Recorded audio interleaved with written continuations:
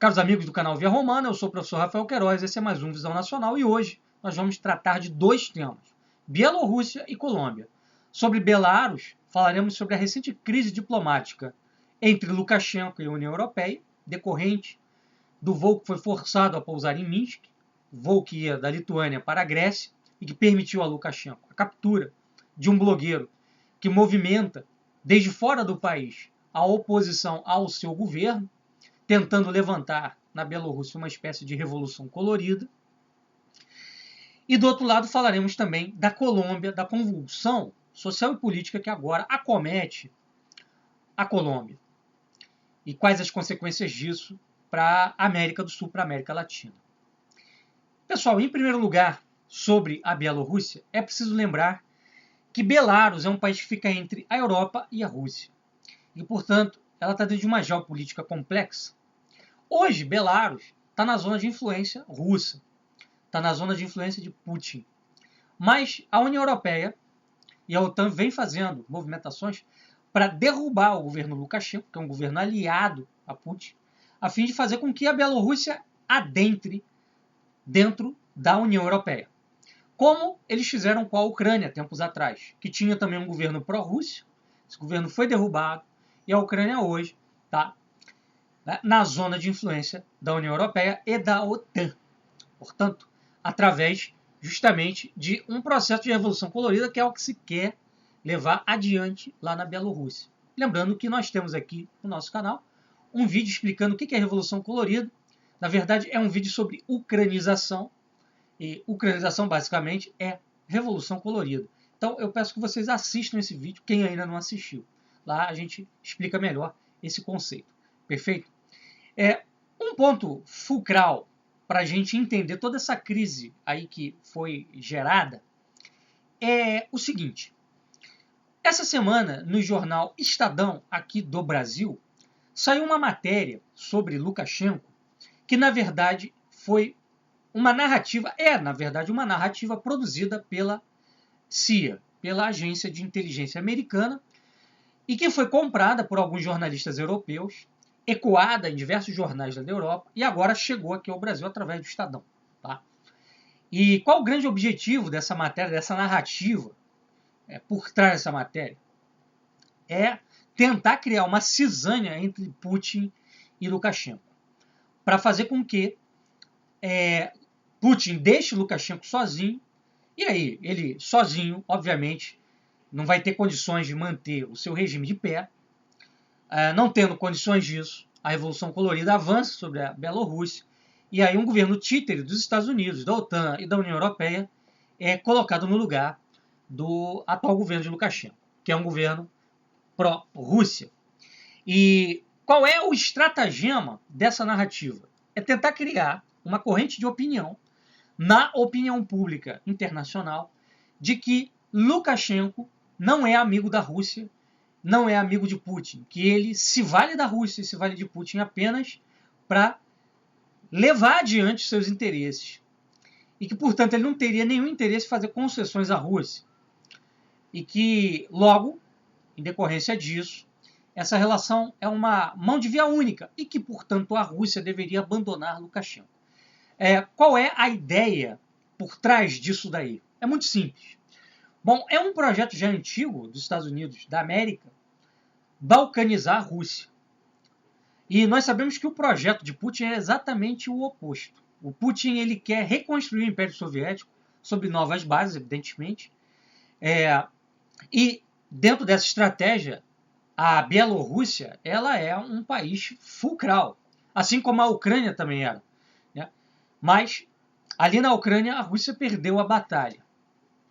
Embora ela tenha ganho a guerra na Crimeia. E agora a Bielorrússia é o novo cenário em disputa, né? Novo território, novo país em disputa aí entre americanos e russos. Né? Então, dentro dessa estratégia americana de balcanização da Rússia, subentende-se que a Bielorrússia é um estado que impede, por agora, né, esse expansionismo da OTAN ali no leste europeu. Então é como se a Bielorrússia fosse um Estado tampão, né, e que protege, portanto, a Rússia de invasionismos ainda mais extremos por parte da OTAN e de uma balcanização. Bom, essa balcanização, evidentemente, ela traria a divisão da Rússia em republiquetas, o que é de grande interesse americano porque esfacelaria um dos seus maiores rivais, historicamente falando, né? Agora, vocês vejam como isso é arriscado, porque se isso viesse a acontecer, a Rússia, que tem o maior arsenal nuclear do mundo, né, deixaria de existir, esse arsenal passaria à mão de loucos, né? Porque você pega ali na fronteira meridional da Rússia, com a Ásia, com o resto da Ásia, você vê diversos grupos jihadistas se movimentando e se organizando. Exemplo disso é o Daguestão, é o que acontece no Daguestão e na Chechênia. Então isso não é novidade para ninguém. Imagina armas nucleares na mão desse pessoal. Seria algo absolutamente arriscado para a humanidade como um todo, né? E vejam o tamanho do problema que os Estados Unidos criaria se essa balcanização acontecesse. Mas esse é o projeto, realmente, né? E não se espantem com isso, porque mesmo que você tivesse esse efeito colateral de armar a Jihad Islâmica com arsenal nuclear, isso daria aos Estados Unidos uma justificativa fortíssima para uma intervenção dura ali no Oriente Médio, ali naquela região, tá? Do Cáucaso, ali na região que hoje é a Rússia, né? A Rússia europeia principalmente, e enfim, isso seria, vamos dizer, um prato cheio para os Estados Unidos ampliarem ainda mais as suas zonas de influência no mundo, tá? Então não se espantem com isso. Isso realmente é pensado desde o alto escalão, né, do Deep State americano. E por isso essa campanha toda contra Lukashenko. Tá? Vejam que tudo isso aí é baseado no seguinte. Essa matéria que eu estou falando aqui, que saiu no Estadão, e que repercutiu em outros jornais também lá da Europa, e que tem repercutido também nos Estados Unidos, é o seguinte, que Lukashenko não se comprometeu com a Rússia no tocante à Crimeia. Portanto, Lukashenko tinha que ter reconhecido o direito da Rússia de tomar a Crimeia, mas ele não se manifestou publicamente. Por outro lado, Lukashenko também não instalou ainda bases militares russas no seu país, o que mostra que ele não é comprometido com Putin, mas que usa Putin para os seus próprios fins. Então, Lukashenko deveria ser abandonado pela Rússia. A lógica por trás dessa narrativa é essa argumentação espúria. E digo por que é espúria. Muito simples. A Bielorrússia já vem sendo sancionada, boicotada fortemente pela União Europeia. Imagina se ela viesse dizendo que a Rússia tem direito à Crimeia. Aí o boicote ia ser maior ainda, Lukashenko ia ficar numa situação ainda pior. Então, muitas das vezes ele não toma essa atitude e não toma também outras atitudes porque ele sabe que ele vai ficar numa situação mais difícil do que ele já está, né? Em segundo lugar, essa questão das bases militares, elas estão sendo negociadas. Elas têm 4 rodadas de negociação. Até agora foram 3 rodadas. Tá? Precisa da 4ª. Então não se pode fechar a questão dizendo que ele não vai instalar bases militares russas porque as rodadas de negociação ainda não foram fechadas. Mas mesmo assim, né, o jornalismo lá da Europa, o jornalismo americano, e agora o nosso jornalismo vem com essa ideia de que, olha, Lukashenko traiu Putin porque ele ainda não instalou esse negócio por lá. Além do mais, a gente tem que lembrar que esse tipo de decisão traria um ônus para a Rússia e também para a Bielorrússia. Aumentaria certamente o número de sanções que esses dois países já sofrem, tanto da União Europeia quanto dos Estados Unidos. Então, é uma faca de 2 gumes que vai ter que ser muito bem pensada por essas 2 nações para ver até que ponto isso vale a pena. Então, a coisa não é tão simples assim como o jornalismo tenta fazer parecer, na verdade, com o objetivo de criar, né, uma cisânia entre Putin e Lukashenko para, né, deixar o Lukashenko sozinho. Porque aí, sozinho, ele cai, e caindo, a Rússia cai na armadilha e fica desprotegida. Então, o que está acontecendo agora, no tocante a isso tudo aí, envolve esses interesses. Vocês vejam, por exemplo, que o caso do voo que foi forçado a pousar em Minsk, a alegação do Lukashenko é que ele cumpriu as leis internacionais de aviação, porque houve uma denúncia de bomba no voo, e aí ele mandou descer para fazer a investigação, para ver se realmente uma bomba. Segundo Lukashenko, a aeronave também sobrevoava uma usina nuclear, o que tornava a coisa toda ainda mais arriscada para o país. Então, o pouso forçado ele se justifica em cima disso. Tá?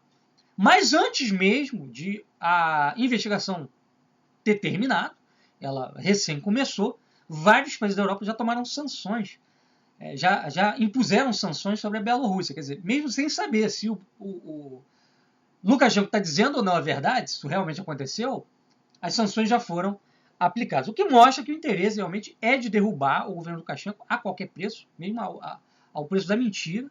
Né? E esse rapazote que foi preso, justamente preso, é uma espécie de Olavo de Carvalho lá da Bielorrússia. O cara estava fora do país, fazendo toda uma movimentação para derrubada de um regime, para fazer com que as pessoas que moram dentro da Bielorrússia se ergam contra o presidente, né? E ele lá, né, num outro país, em perfeita segurança. Obviamente que eu não discordo de um movimento levantado de forma espontânea por cidadãos de um país contra um governo que eles consideram ilegítimo, tirânico, ruim, etc. Mas isso tem que ser de uma maneira orgânica. Isso tem que decorrer de um movimento orgânico dentro do país. Não pode ser provocado por uma potência estrangeira ou por interesses estrangeiros, como é o caso agora. Então o Lukashenko está certíssimo em prender esse rapaz. Tá? E eu não vou entrar aqui no mérito se realmente aconteceu isso que ele está dizendo que aconteceu, esse incidente aí, essa questão da bomba. Isso aí são as investigações que vão apontar. Mas me parece que essas investigações não serão levadas a cabo de uma maneira objetiva e séria, porque desde já sanções e imposições são impostas sobre a Bielorrússia mesmo sem uma prova, né, de que ele estaria mentindo. Então, pessoal, sobre a Bielorrússia era isso que a gente tinha a dizer.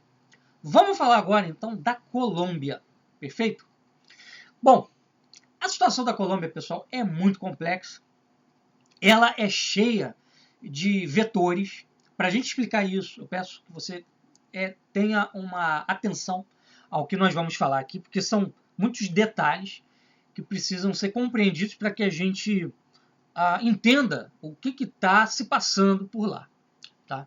Então, em primeiro lugar, a gente tem que lembrar que a Colômbia, hoje, é um país que é produto de uma cisão, tá, social, política, etc., em decorrência do que aconteceu lá recentemente no tocante às Farc.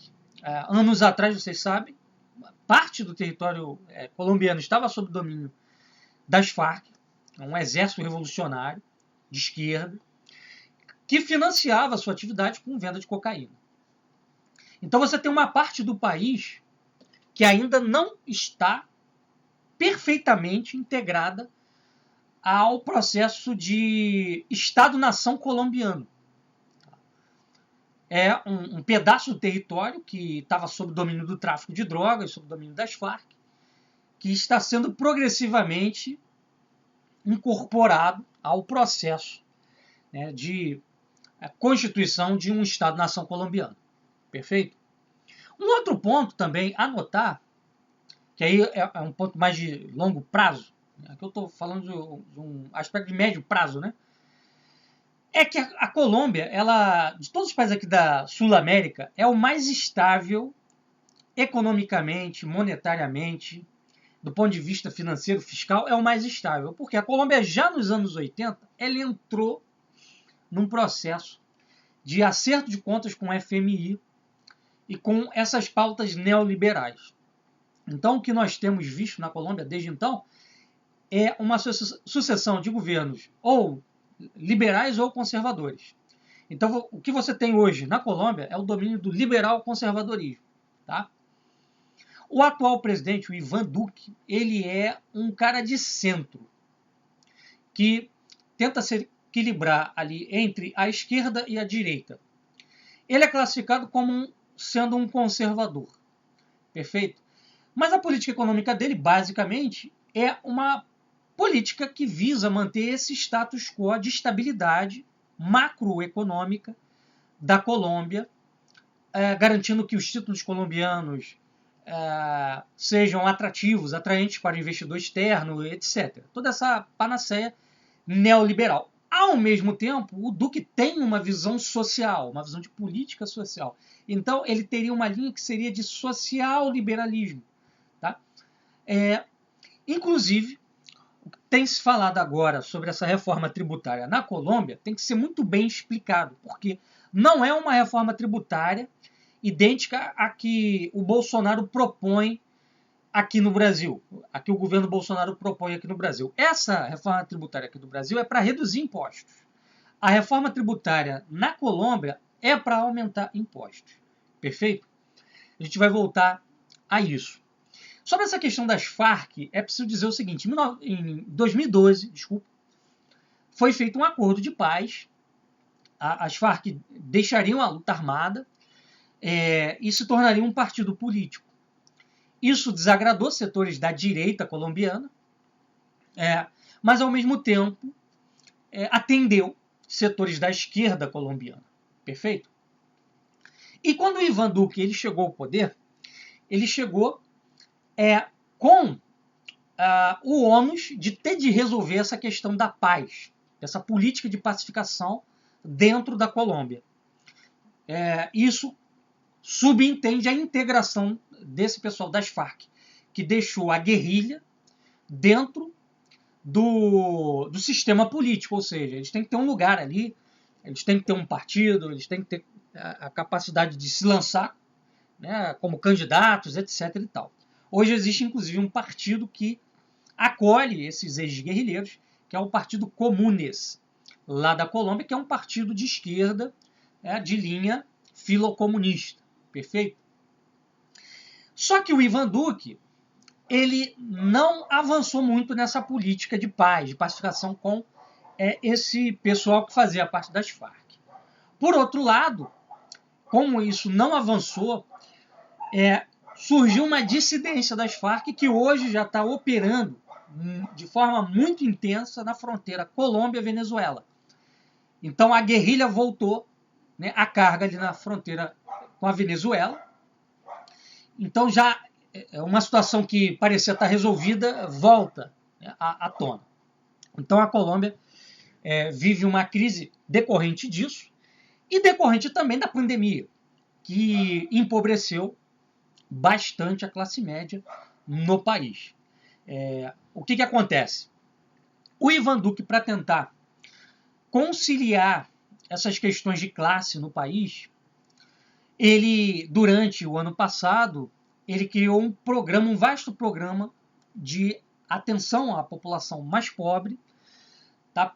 Pegando aí um imposto chamado IVA, Imposto de Valor Agregado, e usando o valor desse imposto para fazer repasses para famílias que estão com pessoas desempregadas dentro dela, né? O pai de família, a mãe de família sem trabalho, num amplo programa de distribuição de renda. Ele também está sustentando aí está pagando 50% a 40% do salário de mais ou menos 4 milhões de trabalhadores colombianos, em vista dessa questão toda aí da pandemia. E isso criou um desequilíbrio fiscal na Colômbia, porque a Colômbia sempre foi um país que nunca teve assim, tradição de cobrar muitos impostos, por conta de todo esse ajuste, né, neoliberal ao qual o país ficou atrelado desde os anos 80. Então, a cobrança de impostos na Colômbia sempre foi baixo e não existia um imposto de renda extensivo, né, para boa parte da população. O imposto de renda, no caso colombiano, era mais sobre as pessoas jurídicas, sobre empresas. Então, quem pagava, né, paga, melhor dizendo, majoritariamente imposto de renda, eram as empresas. As pessoas físicas não pagavam, ou quase não pagavam. Tá? Então era mais ou menos assim, 70% do imposto de renda pago na Colômbia, empresas, e 30% pessoas físicas. O que o Ivan Duque propôs através dessa nova reforma, dessa reforma tributária que ele estava trazendo à discussão? Ele propôs você ter um reajuste dessa questão de imposto de renda, ou seja, ter mais pessoas físicas pagando imposto de renda. Isso incluiria o sujeito de classe média. Então, quem pagaria o imposto de renda na Colômbia, a partir dessa proposta de reforma tributária, seria o cara que ganhasse a partir de $650, o que dá mais ou menos R$3.200, para vocês entenderem. Bom, por exemplo, aqui no Brasil, um cara que ganha 2.000 e pouco, ele já está pagando imposto de renda. Para vocês verem como essa proposta do Ivan Duque é até muito mais branda do que a política de imposto de renda que existe aqui no Brasil. Tá? E ele também propôs, por essa reforma tributária, aumentar o imposto sobre os mais ricos. Essa proposta também de reforma é diferente, por exemplo, do Biden, dos Estados Unidos. O Biden ele propõe aumentar o imposto de renda apenas sobre os super ricos. A classe média ela ficaria livre. Então, nessa proposta do Ivan Duque, a classe média ela seria, de certo modo, penalizada pelo aumento do imposto de renda, da abrangência do imposto de renda, e ele também imporia tarifas sobre certos serviços sociais utilizados por uma classe média alta, perfeito? Gasolina, etc. e tal. Sobre produtos, né? Alguns produtos também. Bom, o que acontece? Essa proposta ela despoletou uma série de manifestações na Colômbia, manifestações essas que eram originalmente classe média, contra essa reforma tributária, perfeito? Só que, mesmo depois dele retirar da discussão, da pauta de discussão, essa reforma tributária, ou seja, ele não vai mais levar adiante essa reforma tributária aí, pelo menos por agora. Ele até chegou a dizer que poderia fazer formar, né, uma frente para dialogar, tirar alguma coisa ali, realinhar outra coisa aqui, mas, enfim, nem isso ele vai fazer. Ele nem vai discutir mais essa questão aí da reforma tributária, tirou da pauta. O ministro da Economia, o ministro da Fazenda, melhor dizendo, lá da Colômbia, caiu. Mas, mesmo assim, as manifestações continuaram. Por quê? O que era inicialmente um movimento de classe média, né, uma espécie de panelaço de classe média, né, virou uma manifestação dos coletivos de esquerda. Por quê? Porque tem essa questão das Farc, que a esquerda não está satisfeita porque acha que o Duque ele, não está encaminhando essa questão de uma forma que solucione o quadro ali para pacificar o país.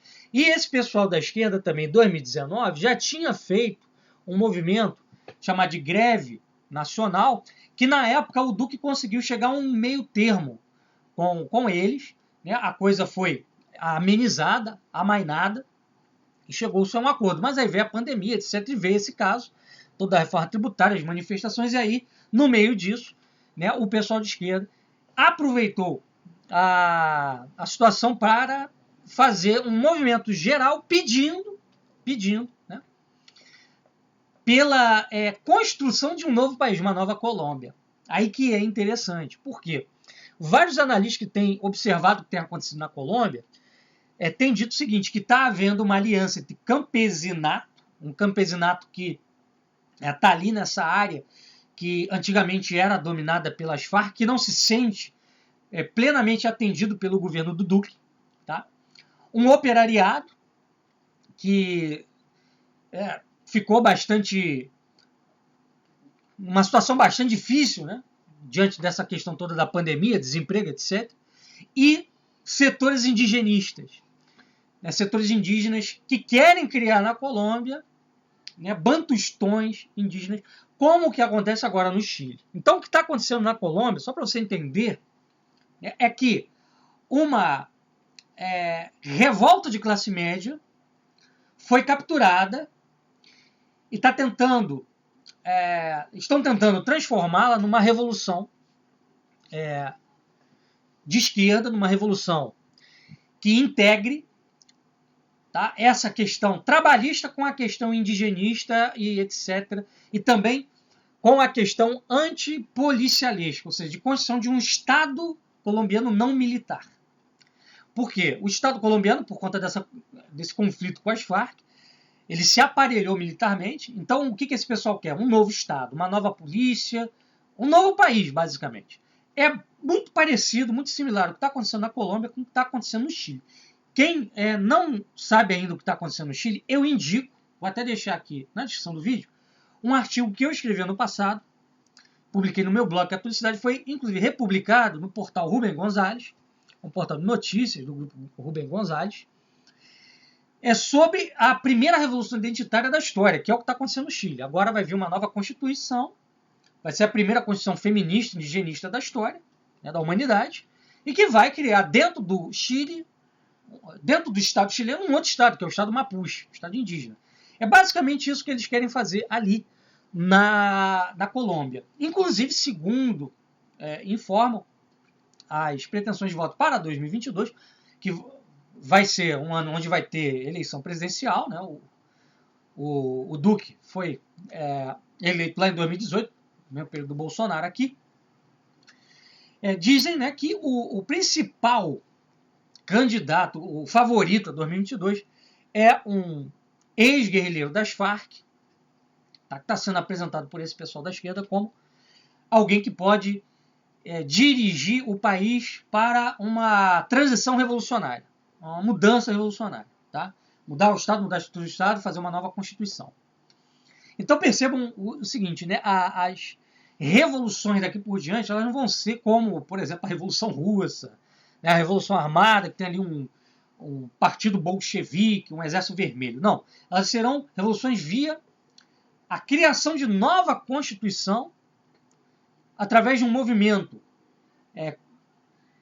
de cidadãos, né, que se organizam, etc., vão para a rua para pedir a derrubada de um governo, estilo Revolução Colorida. Né?